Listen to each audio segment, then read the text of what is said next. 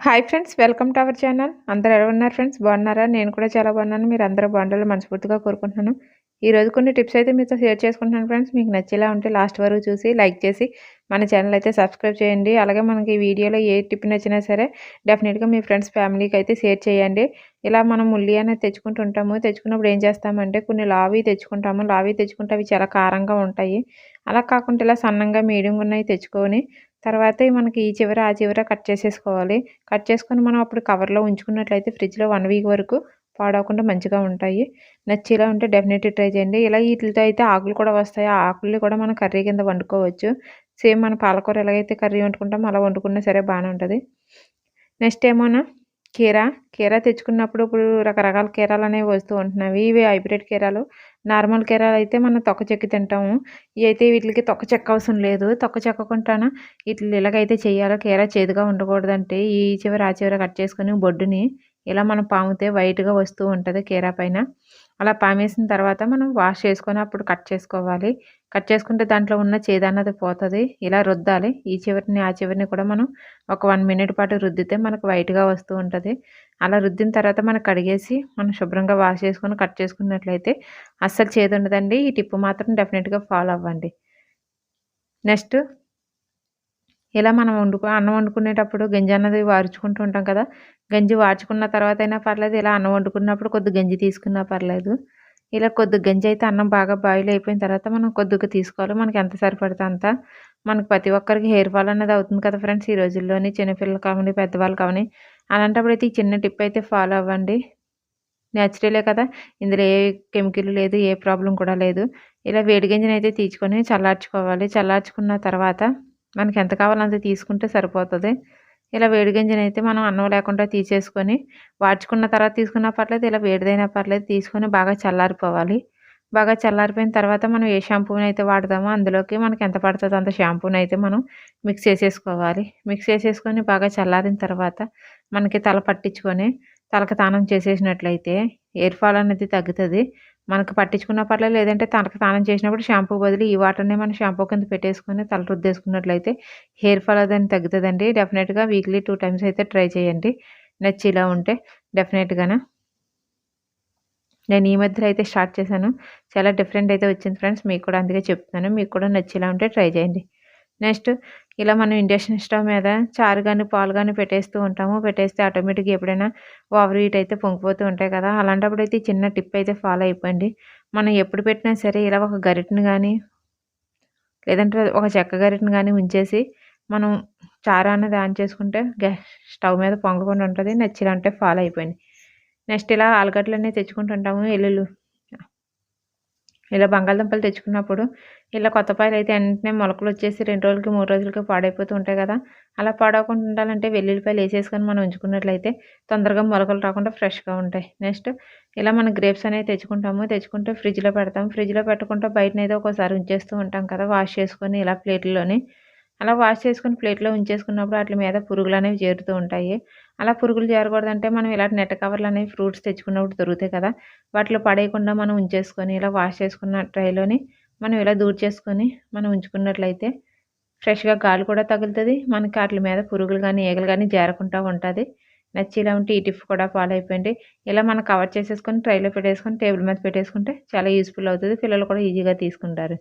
Next మనకి చలికాలంలో ఒక్కోసారి పెరుగన్నది తోడుకోదు కదా! నేను ఇది తోడుపెట్టిందయితే చూపిస్తున్నాను. తోడుకోకపోతే ఒకసారి ఇలాగైతే ట్రై చేయండి. నైట్ తోడుపెట్టింది కూడా ఉదయానికి తోడుకోకపోతే, ఆ తోడుకున్న దాన్ని అది తోడుపెట్టిన దాన్ని ఇలా గిన్నెలోని కొద్దిగా ఒక గ్లాసు నీళ్లు వేడి చేసుకోవాలి.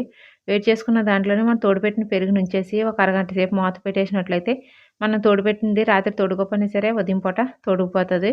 డెఫినిట్‌గా ఇలా ట్రై చేయండి. ఇలా హాట్ బాక్స్‌లో ట్రై చేసినా సరే పెరుగన్నది మంచిగా తోడుకుంటది చలికాలంలోని. మీకు యూజ్‌ఫుల్ అనిపిస్తే డెఫినిట్‌గా ట్రై చేయండి. నెక్స్ట్ ఇలా మనం ఫ్రైదాలు, చట్నీలకి తెచ్చుకుంటూ ఉంటాం కదా! శనగపప్పు, ఏపిన శనగపప్పు. తెచ్చుకున్నప్పుడు ఏం చేస్తామంటే అలా కవర్లతో వదిలేస్తాం. లేదంటే ప్లాస్టిక్ డబ్బాలో ఏస్తూ ఉంటాము. అలా ప్లాస్టిక్ డబ్బాలతో కానీ, కవర్‌లో గానీ ఉంచుకుంటేనే మనకి చట్నీకి ఎప్పుడు చేసుకున్న సరే ఫ్రెష్‌గా అనిపించాలనుకుంటే, ఇలా గాజు సీసాలోని మనం స్టోర్ చేసుకొని ఉంచుకున్నట్లయితే, అసలు చట్నీకి చేసుకున్నప్పుడు చాలా టేస్ట్ అనేది వస్తదండి. మెత్తపడదు కాబట్టిగా మనకు క్రంచీగాన చట్నీ అన్నది టేస్ట్‌గా వస్తది. ఎప్పుడు బయటన వదిలేయకుండా ఇలా గాజు సీసాలో అయితే స్టోర్ చేయడానికైతే చూడండి ఫ్రెండ్స్. మీకు నచ్చేలాంటి యూస్ఫుల్ అనిపించాలంటే డెఫినెట్‌గా చేయండి. అలాగే మనకి పూరీల్లోకి గానీ, స్నాక్స్‌లోకి గానీ కలుపుకోవాలనుకుంటే ఫ్రెష్‌గా కూడా ఉంటది. క్రంచీగానే మెత్తబడకుండానే డెఫినెట్‌గా ట్రై చేయండి. నెక్స్ట్ అరటిపళ్ళనేవి తెచ్చుకున్నప్పుడు ఏం చేస్తామంటే అలా వదిలేస్తూ ఉంటాము. ఇలా బాగా ముగ్గిపోయిన పళ్ళు కూడా మనకి 2, 3 రోజులు ఫ్రెష్‌గా ఉండాలంటే ఇలా సిల్వర్ పేపర్‌ని తీసుకొని మనకి మొదల్లో చుట్టేసి మనం అలా బయటనే ఉంచేసినట్లయితే అరటిపళ్ళు 2, 3 రోజుల వరకు కొద్దిగా ఫ్రెష్‌గా ఉంటాయి. బాగా ముగ్గిపోయినాయి కాబట్టిగా.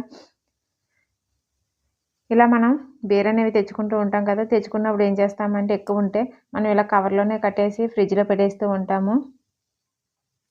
అలా ఫ్రిడ్జ్‌లో పెట్టేసినప్పుడు ఏమవుతదంటే గాలి తగలక పాడైపోతూ ఉంటాయి. కొద్దిగా పచ్చిగా ఉన్నాయి కదా! ముగ్గలేదని అలా వదిలేసినా సరే, బయటన వదిలేసినా సరే కుళ్ళిపోతూ ఉంటాయి.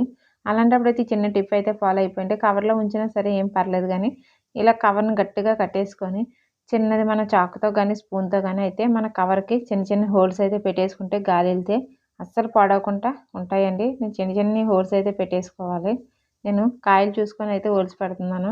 కాయల మీద పెట్టకుండా పక్కనైతే చూసుకొని ఇలా చిన్న చిన్న హోల్స్ పెట్టేసుకుంటే గాలెళ్ళి మనకు ఫ్రెష్‌గా కాయలు కూడా ముగ్గుతాయి. పాడవకుండా ఉంటాయండి.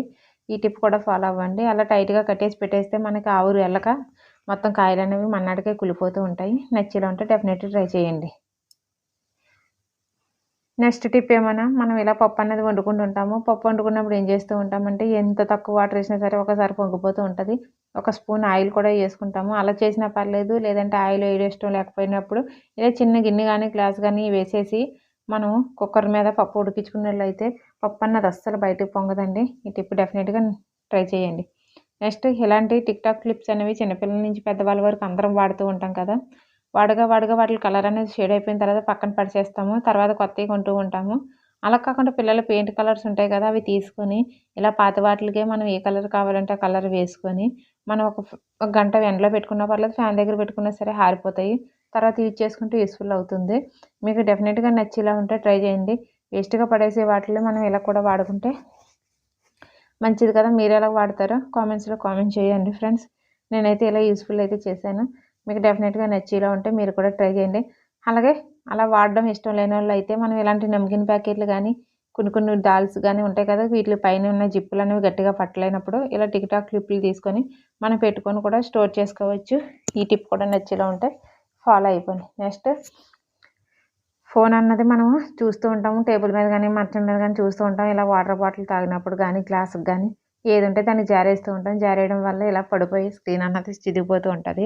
అలాంటప్పుడు అలా కాకుండా సింపుల్‌గాను ఫోన్ దగ్గరే చార్జర్ ఉంటది కదా! ఇలా చార్జర్ తీసేసుకొని మనం దాన్ని పెట్టేసుకొని మనం ఇలా ఆన్ చేసుకొని పిల్లలకి ఇచ్చినా సరే కిందన పడేయకుండా వాళ్ళకి చూసుకుంటారు. దగ్గరికి పెట్టకుండాను దూరంగా టేబుల్ మీద ఉంచినట్లయితే వాళ్ళే చూసుకుంటారు. ఇలా నచ్చేలా ఉంటే చూడండి. డెఫినెట్‌గా ట్రై చేయండి. యూజ్‌ఫుల్ అనిపిస్తే.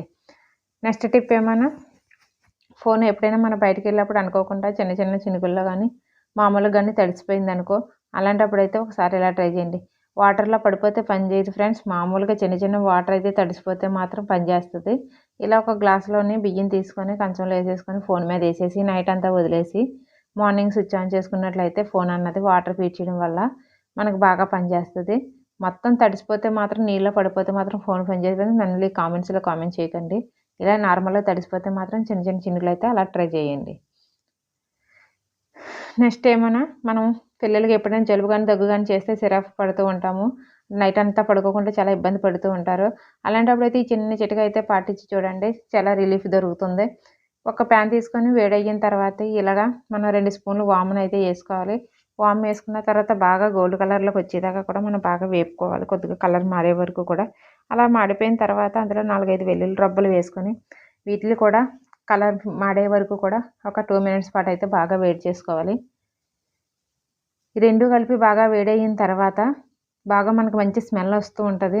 దాన్ని ఇలా క్లాత్‌లో తీసుకొని పిల్లల దగ్గర ఉంచి స్మెల్ పేర్చమని చెప్పితే తొందరగా అస్సలు ఎంత జలుబున్నా సరే ముక్కు దిబ్బడన్నది తగ్గుతూ ఉంటది. స్మెల్ కూడా బాగా వస్తుంటది. అలా పేర్చలేనప్పుడు ఇలా పొట్లంలా కట్టేసిన తర్వాత మనం ముడేసేసుకొని వాళ్ళు పడుకుంటే తలగడ కింద పెట్టేసినా సరే ఆ స్మెల్ అన్నది పిల్లలకి బాగా రిలీఫ్ అన్నది దొరుకుతది. ఉదయాన్నే తగ్గిపోద్ది. నచ్చేలా ఉంటే ట్రై చేయండి. నెక్స్ట్ తమలపాకులు తెచ్చుకున్నప్పుడు మనం అలాగే వదిలేస్తూ ఉంటాము. అలా వదిలేయకుండా తడి క్లాత్‌లో తడిపి మనం ఏదైనా ఒక పాలిథీన్ కవర్‌లో పెట్టేసుకొని ఫ్రిడ్జ్‌లో ఉంచుకుంటే 1 వీక్ వరకు ఫ్రెష్‌గా ఉంటాయండి.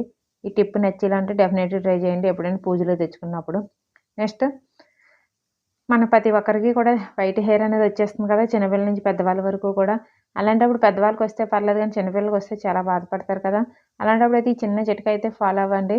ఇలా 2 స్పూన్లు హోమ్‌మేడ్ పసుపునైతే తీసుకోవాలి. మంచి పసుపుని తీసుకొని అది బాగా ఇలాగ మన కలర్ మారే వరకు కూడా ప్యాన్ మీద వేడి చేసుకొని అందులో కొబ్బరి నూనె వేసుకొని బాగా మిక్స్ చేసుకొని తలకి వీక్లీ 3 టైమ్స్ పెట్టేసుకొని మన తలకి స్నానం చేసినట్లయితే మంచి రిజల్ట్ అన్నది ఉంటదండి. టిప్ గనుక నచ్చేలా ఉంటే డెఫినెట్‌గా ఫాలో అయిపోయండి. నెక్స్ట్ టిప్ ఏమన్నా మనం ఇడ్లీ రుబ్బు గానీ, దోస రుబ్బు గానీ చలికాలంలో ఒక్కోసారి పులవదు కదా! అలాంటప్పుడైతే ఈ టిప్ అయితే ఫాలో అయిపోయండి. ఇలా ఇడ్లీ రుబ్బు ఆడుకున్న తర్వాత నైట్ ఏమన్నా ఇలా జాలి గిన్నె నుంచి తర్వాత అందులోనే ఒక గ్లాస్ నుంచినట్లయితే ఇడ్లీ రుబ్బు అన్న గానీ, దోస రుబ్బు గానీ ఎంత బాగా పులుస్తుందో మీరే ఆశ్చర్యపోతారు. ఈసారి ఎప్పుడు చేసినా సరే ఒకసారి ఇలా డెఫినెట్‌గా మాత్రం ట్రై చేయండి. ఈ వీడియో గనుక నచ్చేలా ఉంటే లైక్ చేయండి. మన ఛానల్ అలాగే కామెంట్ చేయండి, సబ్స్క్రైబ్ చేయండి. Thank you. బై.